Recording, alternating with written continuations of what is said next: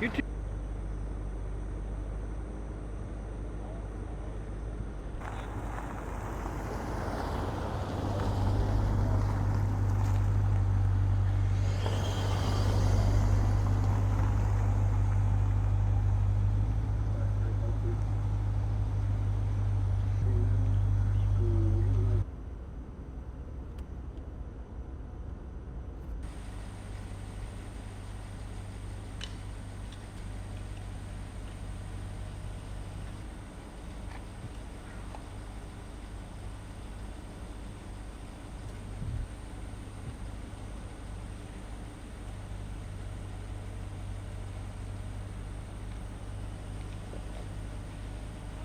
What's going on here on this road?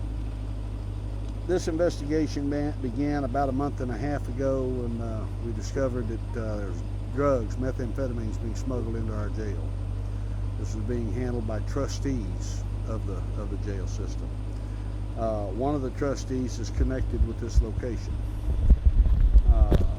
The sheriff put the detectives to handling the investigation, and they set up surveillance. They were able to identify where the drugs were being dropped off. They were able to identify who was dropping the drugs off. They surveilled them back back to this location. The person in the vehicle lives here. The vehicle is registered to here. So everything tied that dope drop up with this location. Our investigators contacted Judge McClendon, I believe it was, in San Jacinto County, and they issued a search warrant for the location. This location we've been looking at for a while. We had some intelligence information that it might be an extremely dangerous place to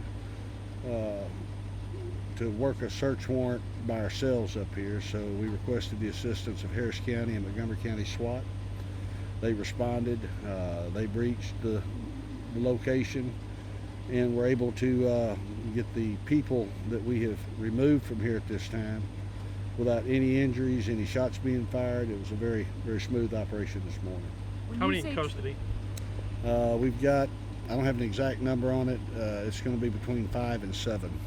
When you say trustees, these are people that work for... These are inmates in the jail who, because of the offense that they're in for, they give them an opportunity to come do some work. They're not a high escape risk.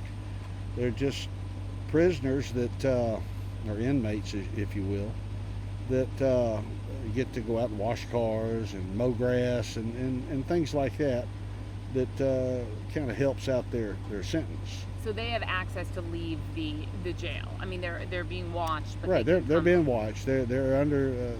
Every person that watches an inmate trustee out has to be certified by the jail commission, and they are all certified. The people that are watching them are all certified by the jail commission. But it's one man and probably 6 or 7 trustees. It's kind of hard to keep an eye on everything going on. Yeah. How were they able to pick up drugs that were dropped off for them at a certain point? How was this able to happen? I don't really have an answer for you on that. Just know that they were.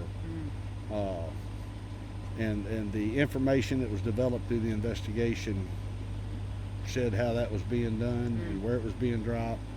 We set up surveillance on it, and it rolled forward from there. And you said 6 or 7 people then in the jail, trustees that are involved in well, this that was a group. Okay. I don't know specifically how many people were involved in this operation. I do know that one person from this location is currently in our jail. Who lived here, who was tied. The details on that, I just don't have that information for you right now. Okay, and were they selling to other prisoners? Were they selling the meth in the jail? I'm not sure how all that worked. I know there was a trade. They don't actually have money in the jail, but they have commissary and phone privileges and things like that they'll trade off for things. Then this led you back here to this investigation. Why a raid? Why? I mean, just because it was such a dangerous place. Exactly. The information that we had was there would be a lot of ammunition, a lot of weapons here. And just to be on the safe side, I mean, this is at the dead end of a neighborhood down here. If they go into a battle with us, somebody will get hurt, and maybe somebody that doesn't need to be hurt. Kind of walk us through what this place looks like. I mean, a fairly large compound almost. This is everything in this part of the world is kind of tied together. Our specific target is this gate right here. It's about 5 acres of property. It goes in sort of deep and long, deep to the north and then long to the east.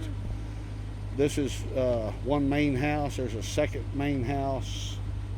You can't see it from here. It's a little bit farther on back to the back. There are numerous outbuildings, a couple of camper trailers out here. Basically a compound. Yeah, that's what we call it, the compound. What's the reason to wait to really search it? Is that another safety precaution? You said we're not going to do that until the sun comes out. It's better. I mean, Yeah. flashlights are okay, but we're in control of the property right now. We're not in any hurry, and we don't want to be in a hurry. We want to be able to pick through this, because what we're looking for may be a very small item, or it might be a large item. Intelligence says we're going to find a lot of narcotics here. They've already found small user quantity narcotics just entering the houses. So we know we're going to find something. We just don't know what it is. And it's dark. There's so much junk out here in this place, and disabled cars, and not chop shop type operations. They just got a bunch of junk cars out here. That in itself is a hazard, because these detectives and the search team has got to reach into things and stuff. It's better with better light. We're not in any hurry to get this finished. We want to be methodical and look at everything. Were people in here? Was everyone asleep? Did you storm in? Like, how did that initial? SWAT handled the breach of the property. I know that it went quick and safe, and everybody that was in there was brought out safe. We're not in this game to hurt people. We want them to if they're not putting up a battle with us, we're not going to put up a battle with them. Several children also inside? There was a couple of kids, yes. 7 to 9, 10, somewhere in there. The fact that you have to, take 2 young children into custody who might not even know what is happening right now. What is that like for you all? When you see children involved in something like this? Well, it concerns me. Children don't need to be exposed to this, but sometimes the parents don't care. Possibly you're looking at stolen cars, a cockfighting ring, right? There's more than just drugs here. More than just drugs, maybe more than just weapons. We won't know till we actually we get in there and are able to take this thing apart. Initially, we have met the goal of the search warrant. We have found narcotics. That was the whole purpose of this thing, was to go in for narcotics and or illegal weapons. Once the sun comes up in, I don't know, an hour or so, then they will get after their search. We're probably going to be here most of the day, and at the end of that, I'll put some information out to y'all of what we found. Okay. Ties to the cartel? Anything there? It's a Hispanic group that's in here. I don't know anything about their legal status or who they're playing with. They may just be a family here that sells drugs for a living. I don't know. Okay. All right, and name one more time, title. I am Joe M. Schulte Jr., it's spelled Schultea, and I'm the operations captain for the San Jacinto County Sheriff's Office. Thank you so much. We appreciate What are you it. guys going to be doing to revamp the trustee situation? Are you guys revamping? We already have, and are we've had the trustee program shut down since this occurred. And that's a burden on the county, because that saves the county so much money with these people getting out and helping with the different departments. The sheriff is very anxious to get our trustees back into the program. We have reevaluated how we're going to select our trustees. We have reevaluated how the personnel that are going to be managing these trustees while they're away from the jail will respond. And I believe it's going to be a better program. The program we had wasn't bad, but it's going to be a better program for the county to get these guys back out there doing what they do. And it'll sure make the trustees a little happier, because it works on their jail time and gets them out of the building for a little while. Yeah, Excellent, Joey. thank you so Appreciate much. it.